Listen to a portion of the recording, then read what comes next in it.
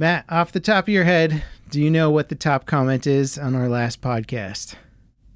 Probably that I was involved in something bad would be my guess.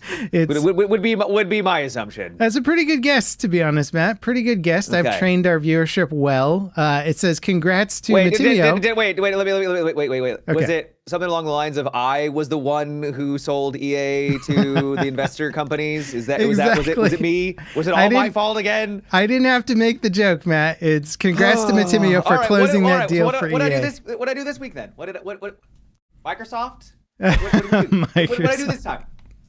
No, you didn't do anything bad, Matt. You didn't do anything bad. Closing that EA deal was bad enough, okay? Okay. All right. I like that I don't have to make the joke and the fans are there to back me up. They're like, we know what you wanted to say. We know you wanted to say it. Anyway, the world is still turning now that EA has been sold. Everything's moving forward.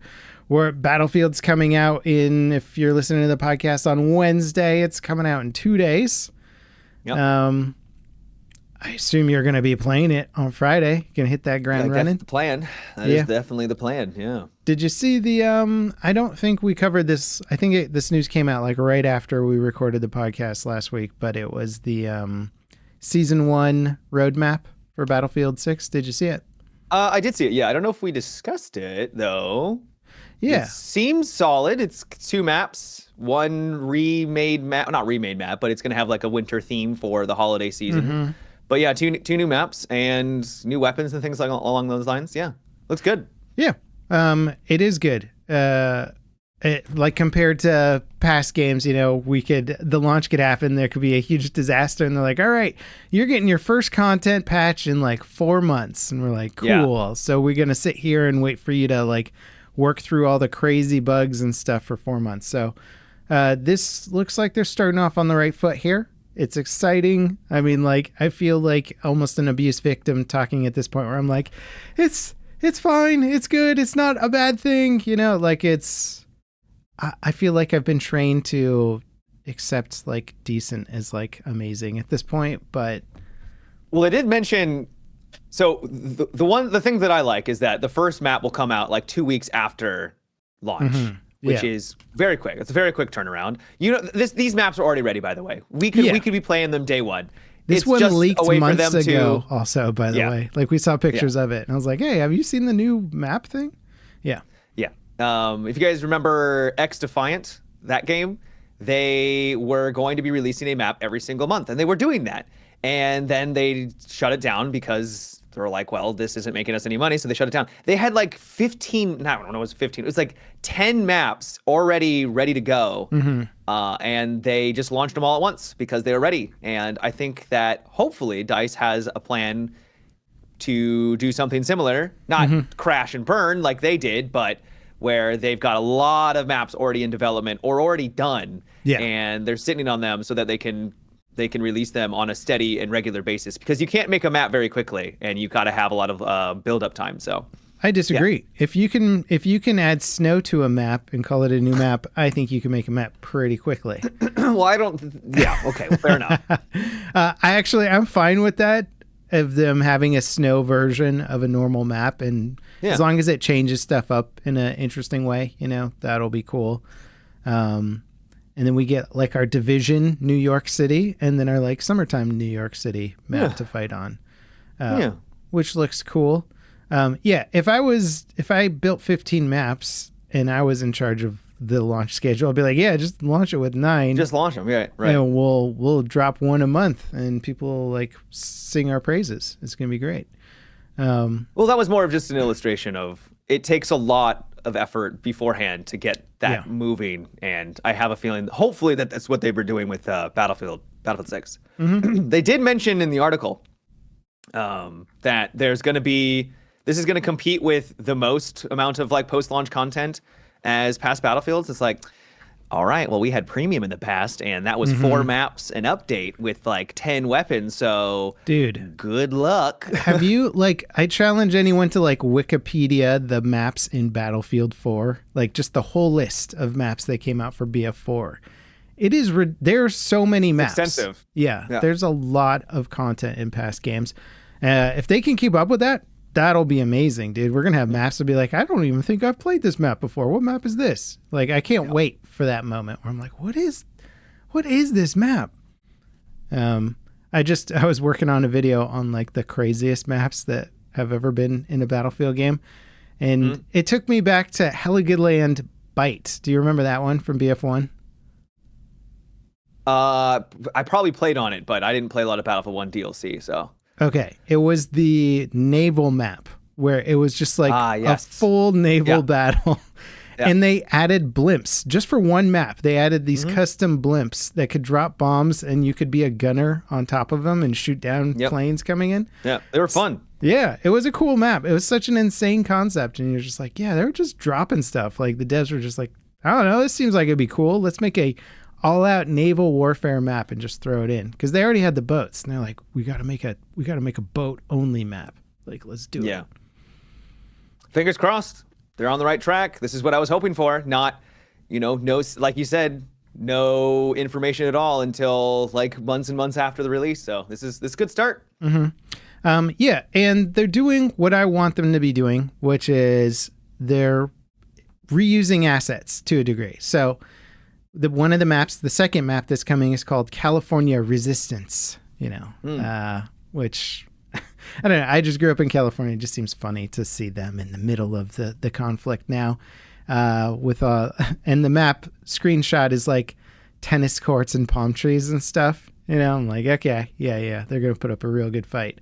But it looks like they're reusing the assets from the Royale map, which is, I believe, set in California as well. So that map looks cool. If you've been watching the leaks on it, it looks cool. So I'm glad that they're using the assets from the Battle Royale map. So that means if you have no interest in the California Battle Royale experience, you'll get a California Battlefield experience. And so I'm happy about that. It means that we get more maps. We get the devs getting to play around and find what works for them and use their assets and do whatever. So that looks cool. The thumbnail for the oil fields map called Rogue Ops before that, it looks it looks interesting. Yeah, I hope that's not the entire map, because it's literally just a bunch of oil refineries or like oil pumping machines, whatever they're called. Yeah. I hope it's not just that, because it would be very boring. I know. It was like, that's like the dev who forgot to do his homework, before the boss was like, hey, you got that map for me, right? In there. Yeah, it'll work. Yeah. Hey, Matimio, you got that oil fields map that you've been working on, right? Because that's due at noon today. You're like, oh, yeah, totally. I've had that done for weeks. Okay, I'll see you later. Fire up the computer. Oh, just throw some oil. That's kind of what it looks like from the screenshot they put on there. Hopefully that's just the camera aiming one direction. You got to just pivot, pan it around to the other angle. That's like the outside of the map, Yeah. Kind of a vibe. Yeah. Yeah. And then, wintertime Manhattan. Hopefully it's cool. I don't know. Snow maps. I like snow maps. Who doesn't like snow maps? Yeah, I love snow maps. Yeah. So I saw on Reddit, they were saying that like people who got their CDs early, because they shipped them out to some people by accident early or whatever, were able to play, were able to like log in and play, was the rumor. Okay. You see that? I did see that, yeah. Okay. Are you playing the game, Matt? Are you playing the game? I didn't go to Walmart and get a copy early now. Yeah, I gotta get my rank up. I don't think Walmart sells PC. I don't even have a CD drive on a CD player on my computer. Do you? No. There's very few CD-ROMs in my proximity. We have a Blu-ray player on an Xbox. I know that. Yep. And we can put our aging DVDs and Blu-ray. I don't think we have any DVDs anymore, but we can put Blu-rays in there. Showed it to the kids the other day. They're like, what is this technology? It's ancient technology. Yeah. It's really funny, because we're putting it in. I was like looking at my wife like, oh yeah, we're old now. Like, this is old stuff. This is like my dad showing me an 8-track tape or something when I was a kid. And it's like, everything's digital these days. Yeah, dude, streaming. Like if the internet goes out, life shuts down for everybody now. We're like, oh no, we got Good thing you've been collecting all those books and entertainment, right? Yeah, I totally haven't been listening to audio books that are 100% dependent on the servers. Speaking of which, actually, Yeah. I wasn't going to talk about this right away, but man, I'm loving the last 3 books in the Expanse right now. Good. I'm glad. I made it through the first one. They should make it into a show, man. Wow, they really should make the entire series into a show. Like, that'd be great, wouldn't it? Well, okay. It would be 3 more seasons of the Expanse because that's how many more books there are. And yeah, there's just like big space battles in it, huh? and I want to see big space battles, and nice. It's cool. So yeah, I'm into the second one of those. I can't remember any of the names of the Expanse books. They have names like Persepolis Rising. I'm not going to remember that. Like I don't even know if they explained what that name means in the book. I can't remember, to be honest. It's like, was it the name of the ship? No, I don't think it was the name of the ship. I don't know what it is anymore. So I'm loving the Expanse books. They're incredibly good. And I think I've just been like hyped up from it lately because when I rewatched the show, there's that game coming out. I looked at that other Expanse game that's like the I forgot what you call this kind of game. Yeah, Telltale. What kind of game is that? What do you call those types of games? The like story Telltale games? Yeah, Telltale games. You just you click a button and then your character does a thing. And then it's basically just the story driven. Yeah. I was tempted to try that one out also just because I'm like so in an Expanse vibe right now, but I don't think I can bring myself to play one of those games. It's not my thing. Fair. You know, it is my thing though. You? Well, that'd be my thing. Yeah. Sorry. Yeah. Continue. Yeah. I know what your thing is, Matt. Hades 2, baby. I got into it. Oh, did you jump into it? Yeah, I knew last weekend was going to be my only time to play it before BF6, and then it's just BF6 land forever. So I blasted through it. That game takes a while to beat. It takes a bit of time. Yeah. Did you do top and bottom? Yeah. I didn't finish. I didn't finish the top yet.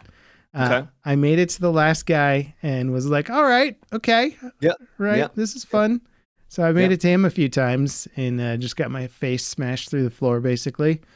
So that was fun, but it's just got such well-paced progression that every time you fail a run and you're like, dang it, I almost had it that time.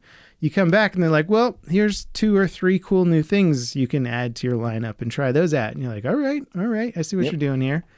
You like a new weapon, or you get like a little upgrade that maybe gets you some heals along the way. Mm-hmm. You get more Arcana for your card deck so you can be stronger than it. Yeah, it's really, really, really well done. Yeah. Now, last podcast you were saying Poseidon was your man. And I do like Poseidon, yeah. Poseidon's all right. I mean, I'm ranking him lower though. What'd you like so much about Poseidon? Oh, you pair him with like a fast wielding weapon. Okay. So you use that alongside, like if you get lucky enough to get Artemis, they also have on hit effects. There's a lot of on hit effects that you can get. Yeah. You also pair him with Zeus. Zeus will get one where every time you attack with a weapon, it will send out a lightning ball. And that can like bounce, and so you're getting chain lightning for Zeus is crazy. So you're getting the chain lightning proc, you're getting Artemis to proc, and you're getting Poseidon's to proc, every single hit, and you're just slapping people around, and it just does massive damage. Yeah. It is fun stacking damage on there. I really my girl is who's the goddess of love?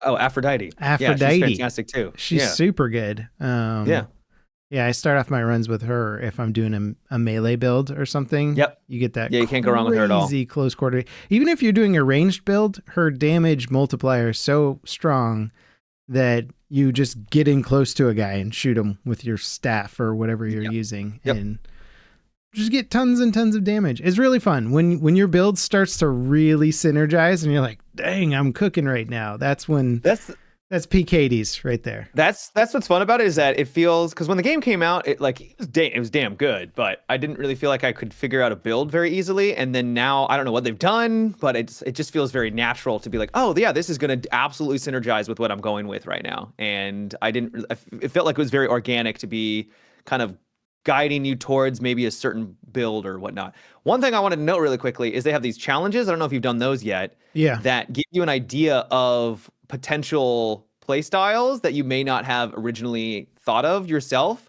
So I actually like made a list of like, oh, this weapon paired with this boon actually does some pretty cool things that I would have never really thought of, like on my own. And so it was kind of a cool way. Are you talking about the I forgot what they're called, but this purple skull modifiers? Yep. Yeah. Okay. Well, yeah.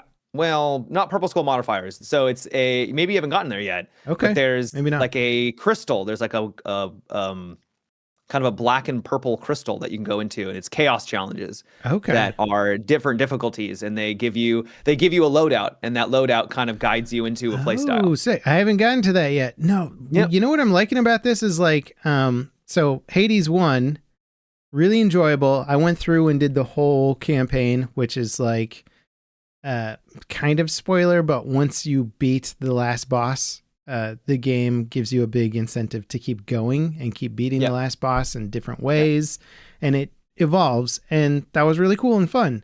They took that concept and they just multiplied it by like 5 for this game. There's so much more stuff to do after you beat the first part of the game. I don't even know what to call it. Not only does the story keep evolving, but the way you fight and the way you upgrade just evolves so much from even that first run through. The first time you beat it with your first run through, you're just playing in a completely different way. Like 5 hours down the road, you're like, oh yeah, check out this build. It's like nothing you've ever seen before.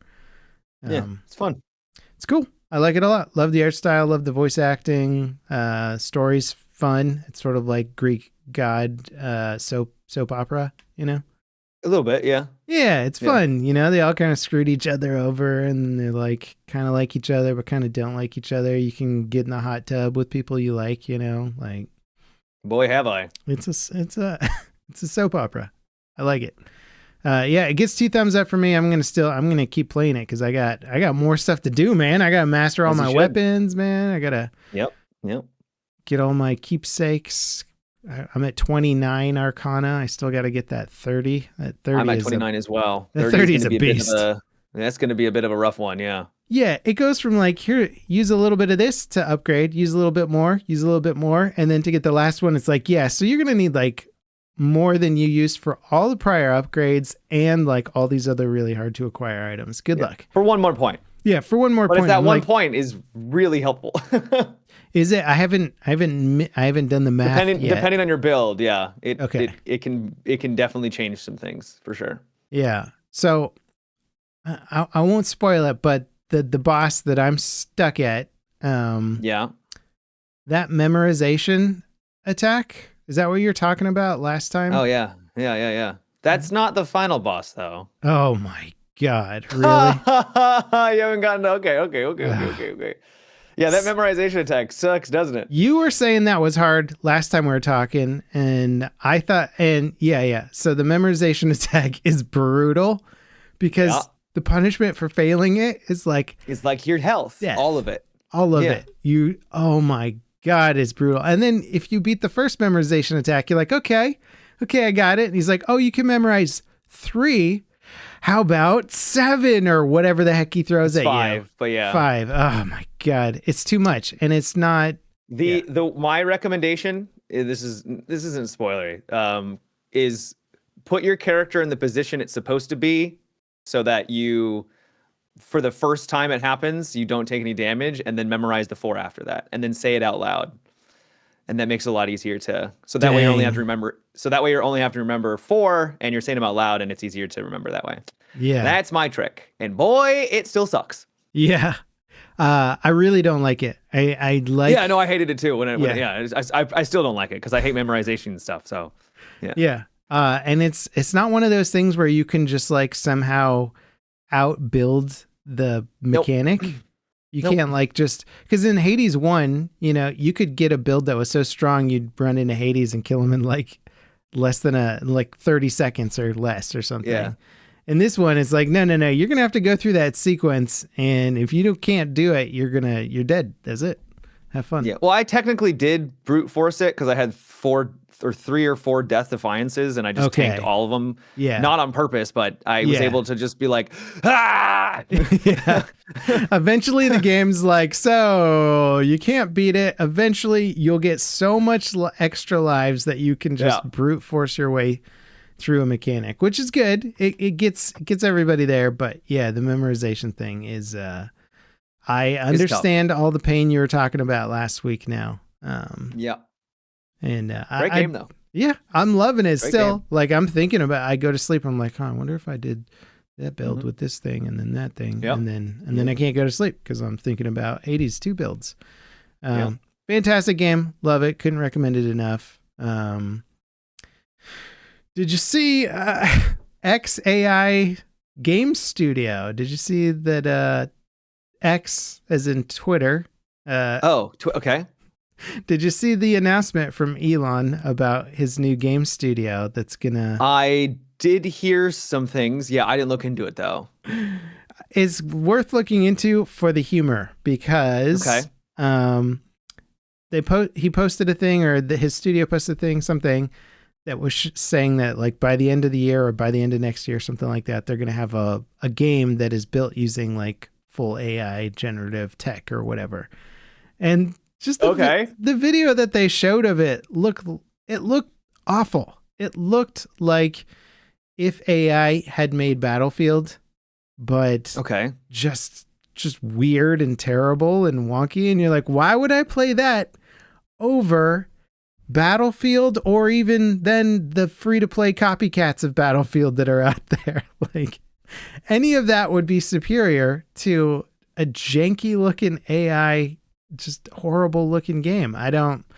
So they're getting a lot of flack for it. Sounds about right. But it's just sort of, the term AI slop, which is, it just referring to. Which is basically all AI at this point. Yeah. All the garbage images and videos and just jank that ends up on the internet from AI image gen software.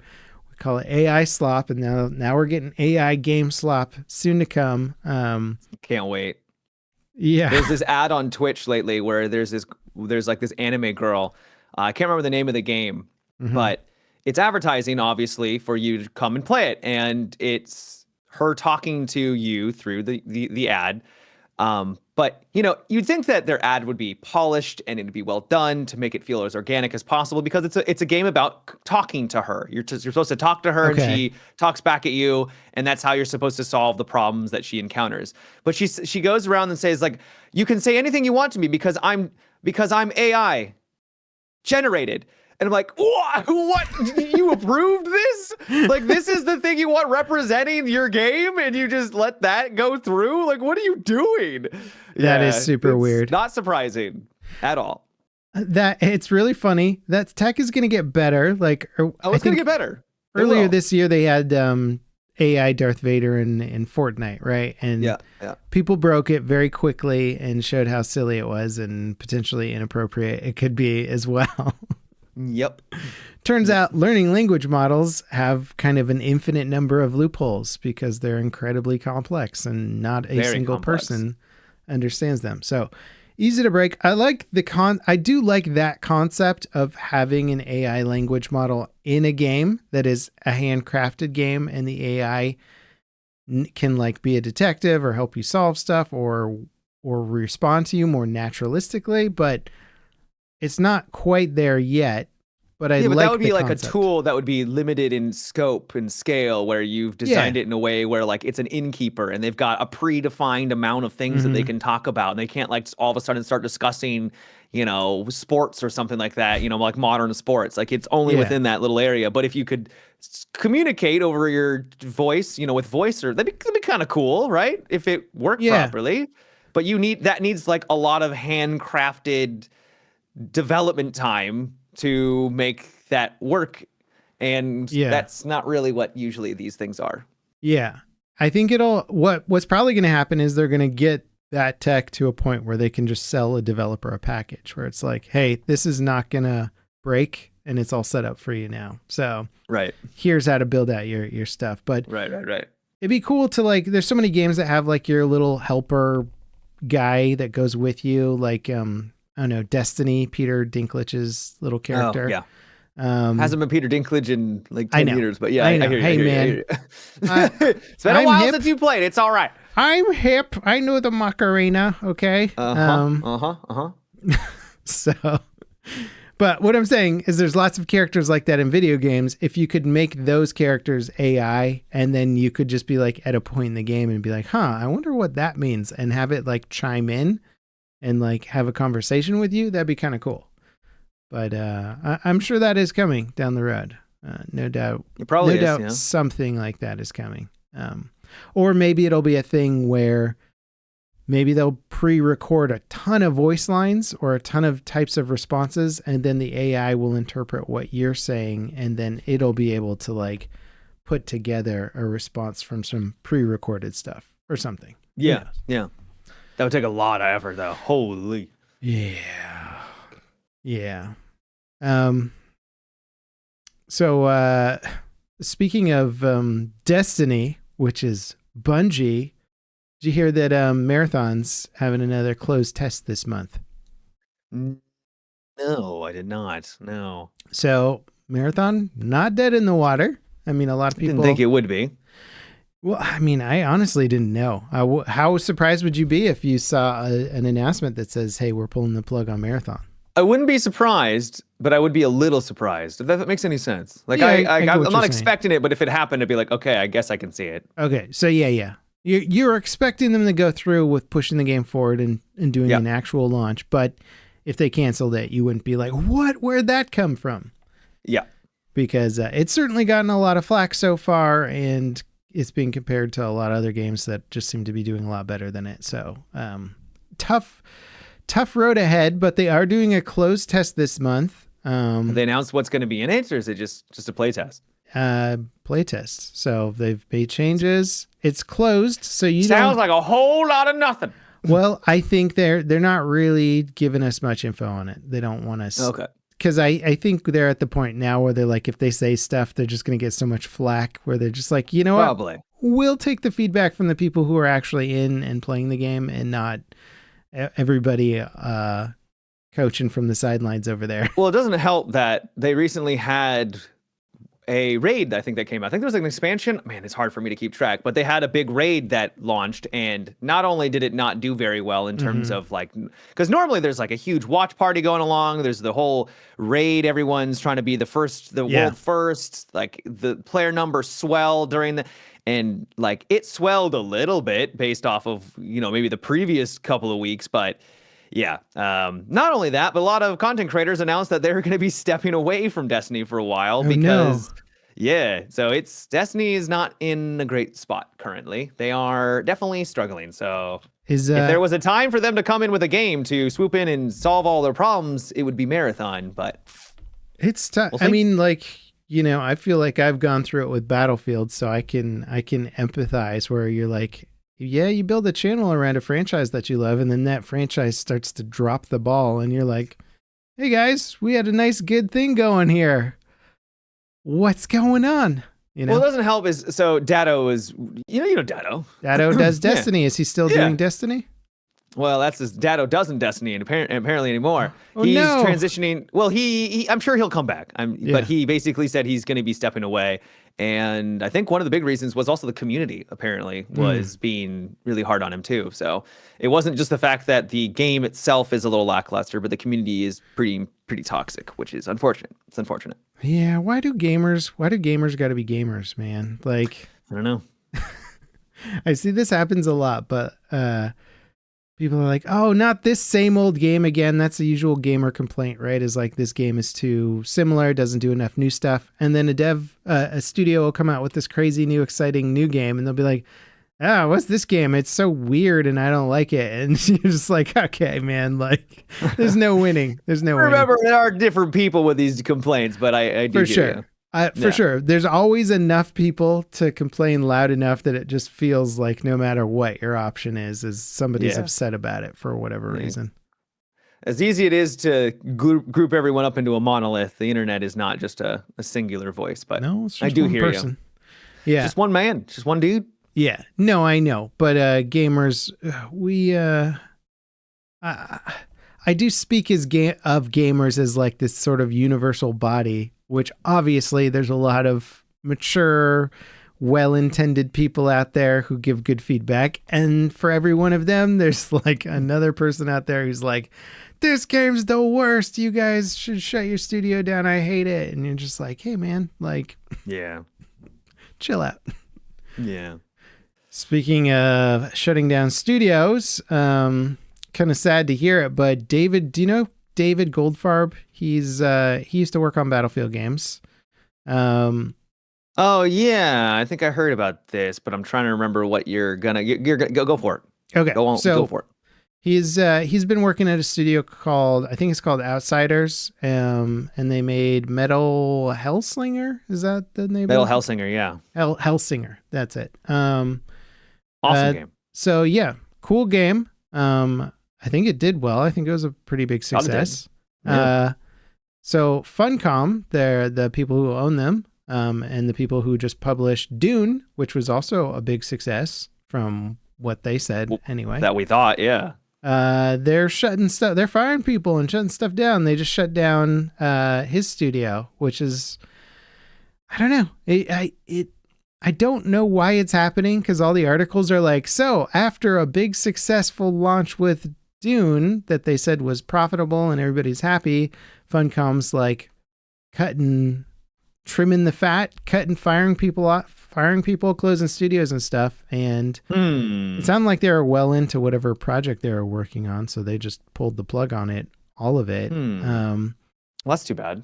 Yeah, it makes me think a little bit about what we were chatting through with last podcast, which was that like these big publishers are maybe shying away from new IPs and new ideas and cutting ties with studios that are like, we want to do something new and interesting. And they're like, risky, don't like, stick with big IPs. So maybe Funcom is taking that approach as well, where they're just battening down and going, okay, what's our biggest IPs? Just focus on those games and let's not deviate from that plan. Maybe that's what they're doing. I don't know, but it's kind of disappointing to hear it, especially when it's accompanied with like studio success, firing people. You're like, wait, these things shouldn't go hand in hand. If successful, you should reinvest in the things that make you successful. But anyway, more. Yeah, that's too bad. It feels a little broken recordy, but for like the past how many years we've just been hearing about studios nonstop getting shut down. Basically kind of since the COVID bubble popped, I'd say, which wasn't too long after 2020. Then they just started shutting down studios, canceling projects, all that stuff. And I think we're still in the tail end of that bubble pop, which is ironic because this has been one of the best game years ever. So, well, I mean, if you think about it, it's like what didn't get shut down? The games that had showed the most promise, right? So whatever rose to the top. It's true. It's true. But like, man, it's been banger after banger after banger, and they're consistently like it's not like we've had a trickle of really good games. It's been a flood of good games, And you're playing them all. And like, I'm only playing some of them, and I still feel stressed trying to get all of my games. Get to all of them, yeah. Get my game's worth out of them before the next one comes out. And then I'm going to power through Battlefield so that I can be ready to put some time into Arc Raiders, when that drops too. So like, it's a silly problem to have. But man, there are a lot of good games coming out. You can just pick what you want. I guess if you're not a content creator like us and you just play games like a normal person and just play games when you feel like playing games, you can just pick from one of the amazing titles that came out this year and just sink into it, man. Speaking of amazing titles, you try out the new Call of Duty beta? I did not, Matt, but I'm on the edge of my seat waiting to hear your thoughts on it. So it's a beta for Call of Duty, Black Ops 7 this time around because, Yep. we didn't have enough of Black Ops 6. And it is probably the most Call of Duty that you would experience. You feel like you are playing, dare I say, Call of Duty. Mm-hmm. It is not doing anything really interesting with it other than the fact that you can wall jump. It's very fast. I don't know if this is because the community has been, you may have noticed a kind of an upswell of people wanting the games to feature more of a movement-based skill expression, right? I didn't notice that within the military genre. Usually those guys are boots on the ground, and anything other than that, they get upset. Warzone, well, I'm talking Call of Duty. I'm not talking... Yeah, but Call of Duty had that big pushback after they did like Advanced Warfare and some of the Black Ops games that did more wall running. They had a huge pushback. Yeah. Correct. Yes, but I'm talking... that old man... That was a long time ago. Yeah. That was before 2019. Back in my day, Matt. Because with Warzone, slide canceling became prominent. And people, for some reason, really latched on to the idea of slide canceling being a movement tech that people like to use to, add a different, little bit more flavor to an engagement, right? So it's not just point and click at the enemy. So I think there's been kind of like a little bit of a push from gamers to add a little bit faster pace to the experience. And so there's now, you can jump on walls. That's what I'm getting towards, right? Okay. To differentiate itself from Black Ops 6 that came out last year, you can now wall jump 3 times in a row before you can't wall jump anymore. And boy, do you rocket across the screen. Yeah. The movement is very fast. There are some maps that actually facilitate and have moments where you do need to wall jump. So like the maps do have some like cool parts where you actually can use it effectively, but there's also a lot of maps that are just straight up, you kind of just can wall jump, but there's no reason to. And then it just kind of feels like an afterthought. Interesting. So it's fine, but man, it makes things just insanely fast. One complaint I've been hearing from people is like, this is just, I'm too old for this now. I cannot physically keep up with how cracked it is. I mean, that is COD though. I feel like everybody ages out of COD at some point, right? Yeah. Like you're just sort of like, all right, that's enough COD for me. But the real interesting thing is competition is important, because did you hear the news about the skill-based matchmaking?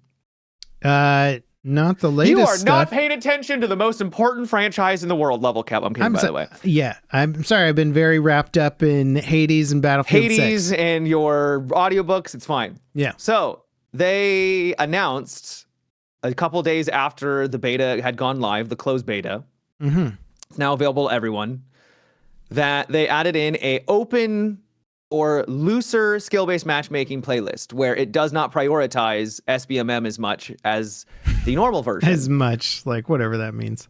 Well, it says that it's minimal, right? So a lot of people are saying there's no skill-based matchmaking. There's clearly skill-based matchmaking. And a lot of people are like, wow, Battlefield has them clutching their pearls a little bit because they seem a little scared because, like, I think they're not, like, I don't think player numbers are probably as high as they would like it to be during the beta. But their data, assuming... Matt, their data. They have the data that right, proves... that's what's so confusing. It's like, they're like, all right, just fine, just do it, whatever. Just play safe, whatever. That was the whole argument for skill-based matchmaking, was them going, look at the numbers, see these numbers don't lie, data doesn't lie and can't be misinterpreted ever.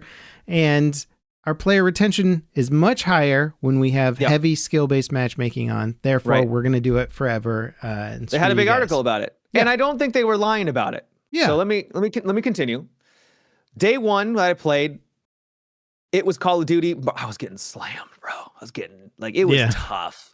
It was tough. Yeah. I did fine. I had fun, but it was hard. And like there were moments where I didn't feel like my shots were registering and like other people's shots were registering. It felt like people were just lasering me down. I'm like, this is hard. And which is fine. I had my fun. And then I came back for the no skill-based matchmaking, and it was not a completely different experience, but I was like, did I get better? Like, am I better? So it's like, am I joining lobbies that are now prioritizing my ping more? That could be a thing, because it genuinely felt like my shots were more consistent. It's like, that might be a thing, because it's not countering the skill as much. But also, I think that this might mean that maybe I'm slightly above average in terms of skill, and so that means for most of my games, I'm going to be a little bit on the higher end of the skills curve, so that the people I'm going against may not be quite as good. I ain't near the top. I want to be crystal clear. I am not a pro Call of Duty player. Would you stop bragging, Matt? Okay, this is the one thing that it just gets on my nerves with you, is you're just braggadocious personality. You just can't stop talking about how good you. When this podcast is over and we're just chatting, it's just like, I'm the best at games. If you guys could only hear the off the record, Matt. So I think I could be wrong. Yes, but like my experience, I played it yesterday. Was not like vastly different, but I was having a good time. I was like, man, this is great. Yeah. And once again, I don't think I'm nowhere near the top, because there were definitely people slamming me still, like absolutely slamming me. Yeah. But I was winning firefights more readily. I was, I could definitely see some players that were like kind of running into walls. I'm like, what are you doing? Yeah. So it was much more varied in that sense, and it felt like older Call of Duties, from what I remember. I could just be misremembering, because they even claimed that back then they had matchmaking as well, skill-based matchmaking.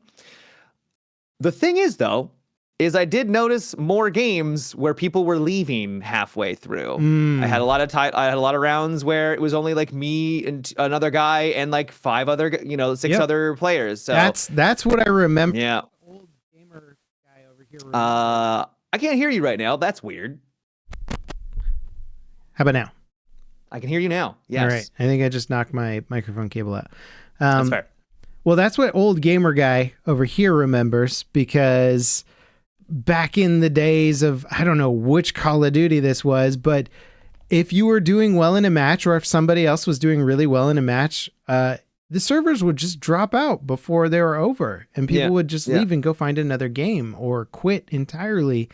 And I think it's maybe just the audience of Call of Duty needs this sort of popcorn like entertainment, where they're just like in it, and they need to get a certain amount of kills per minute, or they're not enjoying it. So they added SBMM for the greater good, right? But it absolutely, and we've talked about this before, makes the experience much sweatier and less enjoyable for higher skilled players, because now when you join a match, you can't even experiment with weapons or have fun or try weird builds. Right. You got to be on meta, on point. You got to be like sweating it the whole time. And I'm like, this isn't even how I like to play games. Like I rarely try this hard in a video game ever. And now it's like forcing me into this mentality if I just want to even break even in a match, So yeah, it's not a perfect solution. It sounds like they picked the one that was better for them overall, but yeah, if you're trying a non-SBMM server and it's more fun for you, but then you're seeing it drop out more regularly,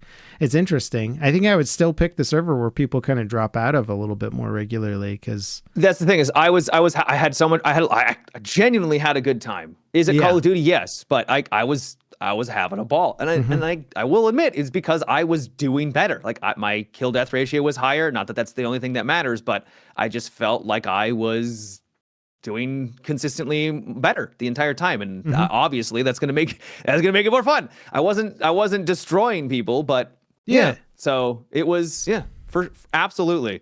The interesting thing is, I was having a conversation with my chat, and this gets back to this whole skill-based matchmaking thing. Is a lot of people were arguing. Well, it wasn't arguing. It was more of it was a good discussion where I brought the point, like, people are leaving these matches because they're getting stomped, and people's responses is, well, they should just stick around because, how else are they going to get better? Going against better players means that, you got something to look and strive for, right? Like you can see those are the best players. I need to be more like them. But then you can use literally that same argument for skill-based matchmaking, because it's like, oh, you're going against people that are your skill level or higher. It's the exact same thing that you're complaining that matches are too sweaty, right? And now the people that are really below you are getting into matches that are way too above them in terms of theirs. So for them, it's super sweaty to the point where they're not even having fun. They're backing out of the match. So I think you're COD is the same argument. It's an imperfect formula that I don't think could ever be perfected. Yeah. And I think Battlefield really does have the advantage on them there because they can throw 64 players into a server and you can be bad at Battlefield and not get dunked on every second. You know, you can still make it from flag A to flag B, probably without getting shot at, you know, pretty regularly, and drop ammo for guys and spot things and get out your binoculars and whatever. And yeah, maybe you'll lose more firefights than you win, but you can still run with your squad and be a team player. And there's a lot of value there for people who are on the lower end of the skill spectrum. And Call of Duty doesn't really have that. Like in Call of Duty, if you got 6 people, one is insane, one is really bad, that insane person is going to just absolutely destroy everyone. Yeah. If you have a bell curve of average players in a big 64-player lobby, there might be a couple people at the top that are absolutely dunking on people, but you're not going to see them all the time. You're going to see more of the average in the middle more regularly, right? And those people that kind of levels it out. And those people at the top they're not going to just kill without ever being killed. Like they're going to get themselves into more firefights where they're like, oops, I turned a corner and there's 4 guys there. 5 guys. Yeah.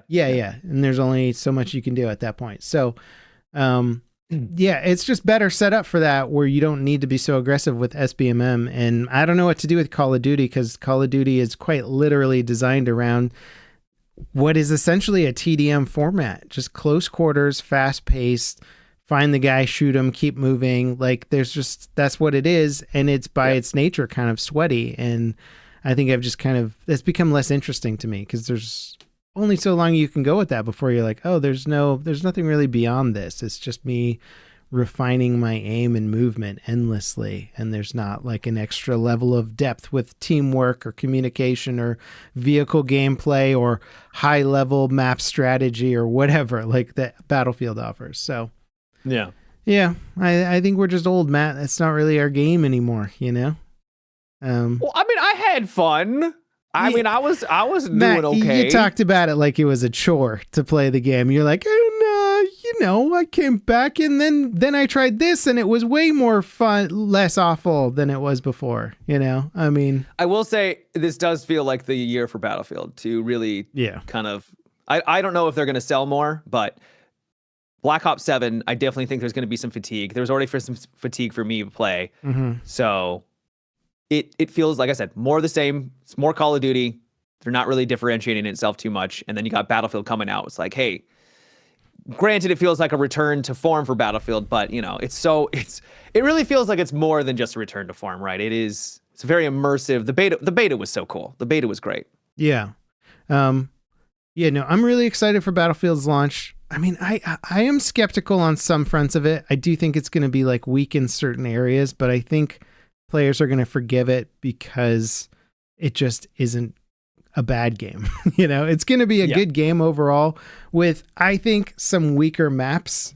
Like in total, I think the map selection is going to be kind of on the weaker side. I've been into maps lately because I've been working on this map video. And I'm just going through maps like, I mean, as much crap as I want to give BF4, which in hindsight, I'm thinking like they might have literally had some restrictions in how much assets they could put on maps. And maybe that's why there was so little cover in that game. Yeah, and that's why I gave them so much crap because it was like the coverless shooter. And they're like, cross this street. And you're like, there's not a single thing to hide behind on the whole street. Like, this is insane. So, but you look at the maps that they offered and like, the launch lineup for that game was bananas in terms of like the scope and scale. You had BF3 with like not only the smallest, most insane close quarter maps ever, but also the biggest maps that have ever been in a franchise. Then you had like Domovan Peak with like base jumps and all these really, really iconic stuff going on. And then BF6 is like, here's some city-ish urban maps. Yeah, I hear. It definitely doesn't stand out as much. Yeah. Though I personally like, I like the fact that we're now to a point in games where you do feel like you're actually in a city, right? Like there's Yeah. all these little shops and these little I think nooks and Cairo crannies is and- great. I'll go on the Yeah, record Cairo's saying fantastic, that yeah. BF6's Cairo map is on point. It's fantastic. Yeah. And I don't feel that way about any other map that I've seen so far. That's fair. Yeah, that's reasonable. Which is 'Cause, weird when they have New Barack York. Valley is Yeah. literally just a valley with 2 big construction buildings in the center. You're right. It's not like, And when you that talk one about I think is my iconic second favorite map out of all of the ones that I've that you played. Yeah. Yeah. So Yeah. Mirrock Valley, you could just call it kind of a bit of a nothing burger of a map. It's like CN Crossing, but like without cool iconic things to look at. Yeah. You know, Yeah. it's like CN Crossing if they just got rid of all the fun like things that stand out visually and just made it kind of generic looking. So yeah, I think that's my biggest gripe against BF6 so far, having played betas and lots of behind the scenes stuff and whatnot, but it's not a deal breaker. It just means that like, and even those screenshots we were talking about for their seasonal content, like, is that just on an oil field? It kind of, that's I sure sort hope of not. what a lot of the maps are doing though, where they're just like, I don't know, just like make some buildings and stuff. And you're like, okay, I'm Yeah. used to, because again, we got stuff like Domovan Peak. We got like BF4 Paracel Storm. Do you remember how cool that map was, dude? Like with Yeah. the destroyer that would run onto the shore, it had windmills that would like explode. It had giant storm and waves. Like I remember BF4 maps really intently. Like the BF6 maps are all kind of just muddied together in terms of like not really having a lot of cool iconic locations and stuff. So maybe they can get out of that a little bit. But we'll see. We'll see. I don't know. They have a different direction with their map design this time around, where they seem to be really focused on pacing, which I can appreciate. Yep. But when you try and that pace was a map, was the point I was going to make. Yeah. Is the reason I think a lot of those maps were so incredible was because of the Levolution events, and that's what made them kind of iconic. Yeah. But a lot of the times, the Levolution event did not add any value to the actual map other than that cool factor, and that cool factor does wane the more you play, and it just kind of becomes part of the backdrop. It's still really cool, and as you said, for Paracel Storm, there's still the storm and the waves, and it really changes the dynamic. Don't get me wrong, I'm saying like those maps are dope for many reasons, but like the Siege of Shanghai Tower coming down, and you know the like the dam coming down on Damavan Peak. It's like that didn't really do a whole lot. Yeah, It was Damavan cool, Peak but, is you know. one of my least favorite maps of all time, also because it was just so poorly laid out. Exactly. So yeah, I do. I hear what you're saying for sure, but well, I want a balance. I think I want a balance of like, okay, this map is clearly designed for pacing and flow, kind of like they had a Grand Bazaar from BF3, right? Grand Bazaar is kind of like a visually, it's not much is going on there. It's just a city with some blocks and whatnot. But the pacing and the gameplay on it was really fun and good. And it sort of became one of my favorites. But BF3 had a nice mixture of the Domovan Peak, which has inarguably some really poorly designed areas of the map for combat. Like the tunnel system was just like, it looked cool, but it played like hot garbage. I was gonna say I like Damavan Peak, but to like claim it's a great map, like it depends on like the player count that you had, because it had huge problems. Yeah, for sure. So like I'm saying is I like a mixture of that. Give me that crazy spectacle map, and then give me that like that map that's really mathed out all the travel times between points and all the combat zones so that it's like perfect, you know. And I think that's kind of how I felt when playing Firestorm a little bit. It was like they took Firestorm and they're like, what do we need to do to this map to smooth out the rough edges, you know? And they just pumped so much cover into it that I'm like, okay, it's like Firestorm, but it doesn't really play like I remember Firestorm, because I'm not like crossing a street like full out sprint trying to get to the other side before a tank snipes me or something. I don't have those fears anymore. It's like it just feels like another cover based map that's fairly safe. Anyway, we'll have to see. We're deep in the weeds on this one, but that's where we like to go, Matt. I like to hang out in the weeds. Now, going back to kind of Call of Duty, I'm assuming you heard about the price hike for Microsoft on their Oh, Xbox yeah. Game Pass, Yeah. going from $20 to $30 overnight. Why did you do that, Matt? God damn it. Why? What? Why have you done all of these horrible things for gamers? Yeah. How about some nice things that I've done? How about that? Why can't Hey, the good news be the things that I'm a part of and not all the bad things, Level Cap? Hey, man, Huh? capitalism can be good. Trickle down economics, dude. You're making so much money, and then you got to pay those. You make all that money. You make all that money from the Game Pass, and then you gotta pay. You get to buy a bigger house, and then you got to pay people to clean that house. It's trickle down economics right there. That's a good thing. I'm now getting all the money? Bro, I don't even own a house. Yeah, you should get on that. Anyways, yeah. For those of you that are not aware, I'm sure you are, Xbox Game Pass went from $20 to $30 for the Ultimate Edition. I don't know if their like starter edition changed, but the one that everyone's after because it gives you the day one pass and everything like that for new games that are releasing, all the Xbox exclusive stuff, day one on Game Pass. $30 is a lot of money. It is. And the fact that they did it all at once is wild. And they did it right before, like 2 days before the Call of Duty beta. Yeah. So if you wanted access to the beta and you didn't have Game Pass yet and you didn't want to pre-order, you would have to fork over, I think, to $30 to get access if you hadn't already subscribed. Yeah. Which, it's like, we see what you're doing. It's pretty obvious.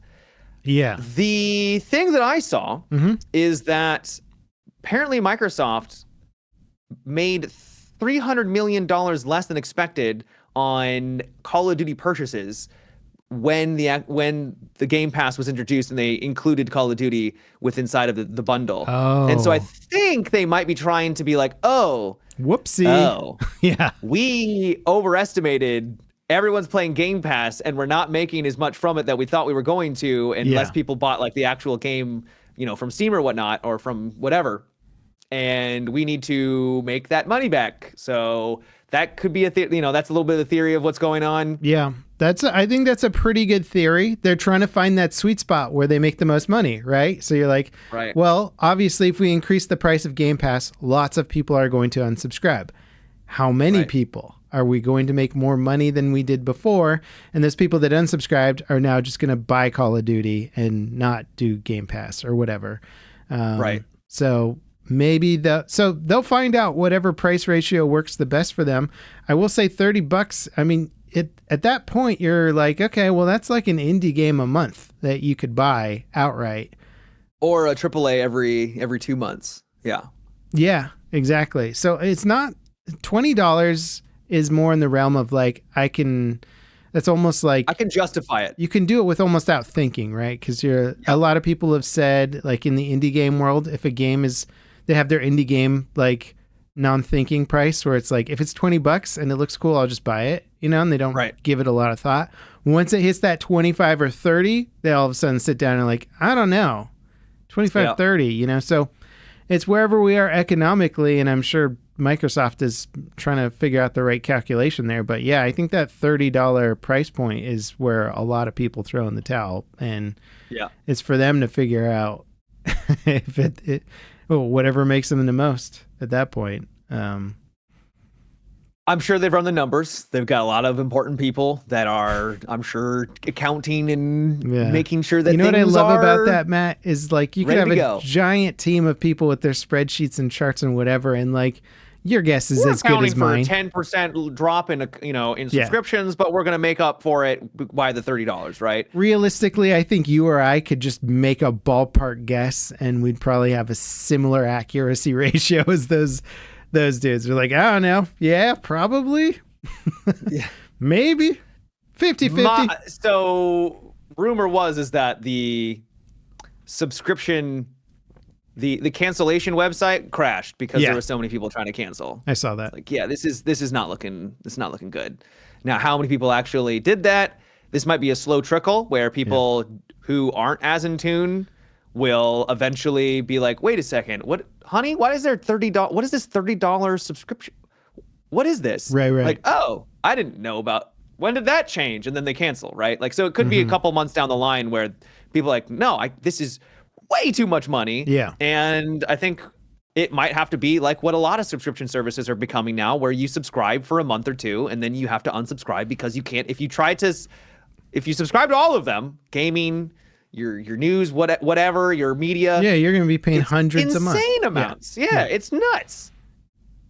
I think you're right. I think people will sign up for probably a few months of Game Pass and then try that and then play all their games. Yep. Thing is games are not like movies or shows where you can kind of binge them and be done really quick. Like, I mean, like, games take time, dude. Like, how much? Some games are 40 hours before you beat them, and you're like, okay, well, how many 40-hour play sessions do I got in me a month? Right at that point, you're like, okay, well, there's only so much I can do. Well, yeah. You're like, let me tell you a story, young man. Have you ever added up how many hours you play games like a year? No. Does Twitch tell you? Well, I play off stream as well, so. Okay, so, but you have an idea. It's an excessive amount of games, yeah. Yeah. It's a lot. You could have cured cancer, Matt. Like, I mean. Not with my intelligence. I just try to say intellect, and I stuttered. It's true. So clearly, I don't have the intelligence to do this. You can be the person who works at the front desk of the research institute. You know, every little bit counts, right? You know, I was this is just making me think of something where recently I'm trying to get away from those little pods that you make coffee with. You know, you put them in like the Keurig coffee machines, and they make you a quick cup of coffee, and everybody's like, oh, they're killing the planet, you know, the little plastic things. So I'm like, okay, I'll try and, you know, I'll go buy some other expensive device that's totally not going to create more waste than the pods I was using to go make coffee in a natural way, more natural way. So I started watching, like, I was getting into pour over coffee. And then I was like, well, do I steep the coffee? Do I pour over? Which technique do I like? I'm watching videos on this stuff, Matt. They're getting into chemistry and science on a level that I'm just like, just tell me how long to put the water on the thing. Like, they're talking about like chemicals reacting and then gases escaping and then like the coarseness and then the pattern in which the water hits the grains and all this stuff. That's a whole lot of hubbaloo for nothing. And I'm watching this thinking, like, these guys are some of them are literally scientists, chemists. Oh, yeah. And I'm like, you guys should be doing actual stuff to save people. Like, They are. They could have cured cancer, but no, they went for a good cup of coffee, Matt. They could have done it. They could have done it. Yeah, if they just weren't so obsessed with their coffee. Yeah. They could have cured all these problems around the world. Yeah. You know what, though? I can't figure it out. Maybe chat knows, but like, all right, my coffee's I've been following the instructions and it comes out with a little bit too much sour on it. And so like, and that's indicative of you're under extracting from the coffee. Oh. So when I steep it I use this crappy little tea steeper and I just put some grains in it and then steep it for like 3 or 4 minutes and it comes out with a much richer flavor, but then I got little grounds at the bottom. I'm like, this is my like weird way of making coffee. When I do this like highly scientific recommended pour over method with the water at 205 degrees Fahrenheit, blah, blah, blah, it comes out tasting like garbage and I can't figure it out. So I'm just going with like my cowboy coffee method, which is just like practically putting the grains in the mug. Just be like, I don't know, it tastes all right to me. Yeah. What am I doing wrong, chat? I don't have the answer for you. So, I asked AI. Have to help you out. I asked AI and it didn't know, man. So I'm at a loss at this point. Well, I've tried everything. What have you tried? I tried asking the AI and it didn't know either. So that is I'm all what out of we're coming down now. to at this point. AI overlord, what have I done wrong? Explain it to me. Uh-huh. Yeah. Good times. Good times. Played Alien Incursion. Alien Rogue Incursion. Apologies. What is that? Is that like an alien? It was a VR game converted to non-VR. Wait, I think I know what this is. Hang on. Okay. All right. Alien Rogue Incursion. Oh, never mind. Don't know what this. Oh, wait. Maybe I do know what this is. Okay. Looks cool. Yeah, I think I played this. I think I played the VR version of it. Okay. Yeah. Yeah. So it is. I could see it being terrifying as a VR game because you're right there, right? And everything's much more immersive when you have the VR goggles on. As a PC, just flat screen, playing it, boy, it was rough. VR games do not translate well. Yeah, so it was like $20-$30. I was like, sure, I'll try it out. I think it was $30, and played it. Starts off pretty decent. Good voice acting. You have a buddy named Davis who's like your synth bro, and he's a bro. Absolutely Giga Chad. Loved his character, and starts off pretty good. You know, you're coming across a facility that's something's gone wrong. How many times have you heard this? Something's gone wrong. Radio's silent. We don't know what's happening. And then aliens show up, of course. So aliens show up. It's very action packed where you're going to be fighting them pretty regularly. You got a lot of ammo. And there's a couple of I say a couple. There's a puzzle where you have to move wires around and get power from one place to another to open certain doors or close things off and stuff like that. But that's the entire game for 6 hours. Yeah. Is just shooting aliens and opening doors. Yeah. And that's it. It was not good. Yeah. I was very disappointed by the end because it starts off good and then it never evolved from there at all. And the amount of backtracking that it required was ridiculous. That is like a real pet peeve of mine too. When you're like, wait, was I not supposed to go this way? And then you're like, I just ran for like 4 minutes in this direction, dude. Come on, you want me to just run back, aim? Yeah. So whenever that happens, it drives me crazy. You complete, I did the entire map, right? Yeah. And I went back to without spoiling anything too much, you go back to your ship, and then it's like, okay, congratulations. We need to now go back where we just came. It's like, okay. So you got to pick up 2 other things. So you had to go to a location, then back, then to another location, then back to your ship. Just I'm like, why are you doing this? And then I was like, okay, the game must be over, but nope. Funnily enough, then you have to go travel somewhere else that you've been to. It felt like they were padding the game for the sake of padding the game because they're like, it's too short. Yeah. And we don't have it. And it's like, yeah, it's too short because you have 2 enemies. Yeah, there's only 2 different enemies. There was the face huggers and your xenomorphs. That's it. And then that's it the entire time. And then the only puzzle, like I said, is the one where you change where the power is going. And that is the entire game. What's amazing about that is that can kind of cut it for a VR game where you're just like, whoa, I'm in the world. And that's half of the experience. Right. And they're like, shoot these aliens and do this stupid puzzle or whatever. And you're like, okay, I'm having fun. And then you take away the VR stuff. And you're like, oh, this is terrible. Got it. Yeah. There was a puzzle where because you take off the panel for the mini game, right? The puzzle. And because it's a VR port, the bottom part of the metal that you put down on the ground covered up the bottom section. And so it was covering the puzzle and I couldn't see. And so I'm sitting there trying to figure out what I'm doing wrong with this. But I didn't have a third of the puzzle available to me because it was hidden. They really QA'd this game before pushing it out the door.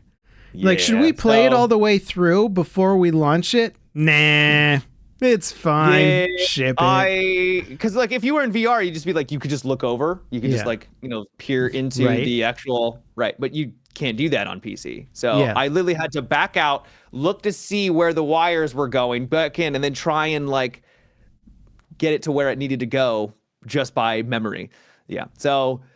Oh, and the end doesn't end. There's going to be a part 2, and it doesn't have a satisfying ending. There's not going to be a part 2. Well, there might be, but oh god, the fact that I spent 6 hours and I was like, hey, we waited to the end. Nope. I like that. It does make me smile a little bit, Matt, that a normal person would just put this down in 10 minutes of being like, this is terrible. But you're a streamer, Matt. You got to entertain your people. They signed up for Alien Incursion, Rogue Incursion. Rogue Incursion, yeah. And they're there to see it. You can't just They're change. there to see it. Yeah. So you're like, all right, here we go for 6 hours of shooting the exact same alien. Like I said, it started off well, and it did have good voice acting, and there's a couple cool set pieces here and there, but it got way too repetitive. Bro, Yeah, it's like the way I make a YouTube video. You put all the good stuff at the start, and then you just pad it out at the end. Had that sucker out. Just like this podcast. That's how they make games. They're just like, all right, we put 90% of our budget into that first 10 minutes. The rest of the game, woof, it's just, we're going to recycle everything we did. Recycle. You know what's funny about that, though, is like, if you think about your favorite games, even you could look at Hades, you know, it is, you're playing the same thing over and over again, but it's just that the thing is so good that you're happy to. Right, you're happy to, and they add enough little bits of variety and stuff to change weapons. The flavor. Yeah. So it's like that's ultimately what we want to do in our favorite games is do the same really fun gameplay loop over and over again. It's just if you get that gameplay loop wrong, then it's a terrible game because you're just doing the terrible gameplay loop over and over again. So yeah, I've thought about that a bunch recently. I'm like, oh yeah, like most games are just doing the exact same thing over and over again, and it's just, is that thing good or is it bad? But yeah, I will say viewing and stuff, man. We're working on the camera system for our game right now, and like, there's so much there is so much camera logic that goes into any game, so I can like totally understand how they screw up a camera in any game, but like, right now we're trying to, so I'm not doing this, but one of our coders is doing this, and it's like he's walking me through why it's so difficult to do. And like all we're trying to do is make it so that the spaceship in our game doesn't go behind the UI. Like we've managed, so the camera's supposed to kind of move around a bit and scale naturally and be dynamic based on how fast you're moving. It pulls back a little bit. If there's another spaceship on the screen, it's supposed to frame you guys together so you use most of your screen space. Like there's some logic in there. But then getting it to be aware of the UI and then frame the UI in relation to where you are on screen, like all of a sudden the math has just gone to quantum physics realm of just complexity. And yeah, I was like, how hard would it be to make it so that your spaceship doesn't get hidden behind your radar in combat? Because like, that's not good. We shouldn't be hiding behind the radar. And it was just like this massive rabbit hole of like complex logic just to do one little thing. So I imagine it's tough. I have a whole new respect for people working on camera systems. And I was talking to a game dev buddy of mine who was just like, oh yeah, like our camera guy spent like a year building our system and it's great now, but like that's what it takes. That's what it takes to make a really good camera that can do all this stuff. And now when I play a game, I'm like, oh yeah, it's doing all this stuff. It's got all this logic. Your camera has like 1,000 lines of logic that it has to react to in all different kinds of edge case situations. And like, we're just playing it. Like, doesn't this game look cool? And like, now I'm like, now I see it all. And I'm just like, oh God. I see the code. I can see the matrix code now, Matt, or the C++, whatever it is. Anyway, that's it's been a fun little thing. Again, I haven't been working through. I'm complaining vicariously for one of our coders who's been working on this thing forever, and I'm just like, wow, that sounds really complicated. All right, what code do you think the Matrix was built on? Whatever that, like, it kind of looks like Mandarin or something, doesn't it? When it's coming down. Yeah, I don't know. Who invented that code? It's Java. Yeah, I do like the idea of a supercomputer, like a super intelligence, being like, yeah, C++ is garbage or whatever. Like, we're just going to make our own code that's like 1,000 times more efficient. I mean, that is what LLMs do. They've been coding themselves for quite a while, I think. That's what... I think what Google was saying when they were talking about their like early days of Gemini, where they're like, yeah, so we haven't been in charge of actually coding each iteration for like a while now. It's like doing its own stuff. We're giving it like directional like instructions, but it's more or less. That sounds like it could potentially be problematic, but what do I know? It's fine. What do I know? I think we're going to hit that AI bubble pop soon. Like, I think the progress on AI is going to kind of peak a little bit, and then people are going to freak out. So we'll see what happens. I mean, obviously, it's not going anywhere, but ChatGPT is burning through a lot of money on its servers every month. I don't know how much they're making back on AI subscriptions, but yep, sounds like about right. Maybe not enough. Yeah, because I did subscribe to ChatGPT, and it limits my image generation. Like, I can't do too many images in a row, or it's like, you've done enough. Like, you're costing us too much money. You're done. Thanks for being here. It basically knows how much its cycles are costing it and says, like, we're not going to let you exceed the cost based on how much you're paying us. So if I'm hitting that level where it's throttling me on like how much I can ask it and do with it, and I'm like, oh, this is a lot more expensive than I think people realize. Yeah. So yeah, it'll be interesting. Interesting stuff. Yeah, that's kind of it for me. I'm gonna see if I can get through a little more Hades 2 before BF6 launches, but I mean, I'm down to the wire at this point. I'm gonna get killed by that Birdman a few more times, and then just just throw my controller at the window. Yeah. No, it sounds good. Yeah. You want to wrap up the old podcast there? Yeah.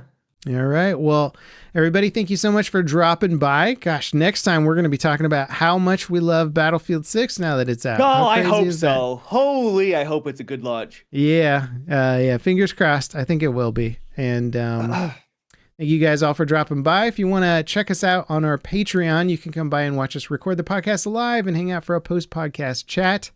We appreciate y'all. But regardless, Matt is going to give you some very helpful advice every single episode. Take it away, Matt.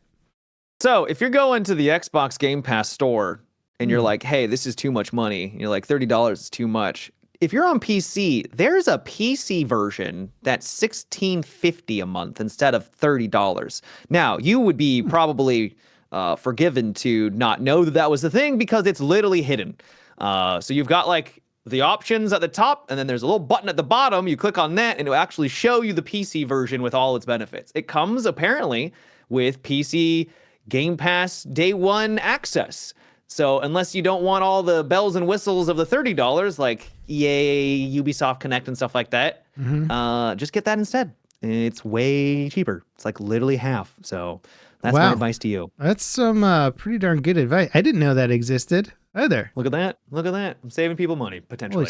Yeah. Well, I mean, if it doesn't have EA or Ubisoft or whatever, you go, okay, well, all the money I'm going to save on 16 a month versus 30 a month, I'll be able to buy a full EA title when it comes out and just own it instead. Buy your Battlefield when it didn't they? I'll have to verify, but I'm pretty sure. Yeah. So if you go down, view PC only plan, hundreds of games, new games on day 1, including Xbox published games and third-party games. So yeah, they've got the day 1 thing as well for $16.50. All right. Hey, that's still a really good deal. And it still includes EA Play. Bro, I don't know what this 30... I mean, maybe you get less games. Does that just mean on you the don't Ultimate? I don't know, man. Yeah. Okay. I don't know. But it's an option. So it may not be the perfect option for you, depending on what you're looking for, but yep. Yeah. That's huge. That's great. Thanks for the advice. I'm going to look at that, to be honest, because games are expensive, bro. Spending a lot on quite games. Expensive. Especially this year, man. Gosh, breaking the piggy bank. All right. Thank you guys so much for watching. We appreciate y'all. Have fun with the Battlefield 6 launch. We'll be chatting about it next week. And take care, everybody. See you later. Later.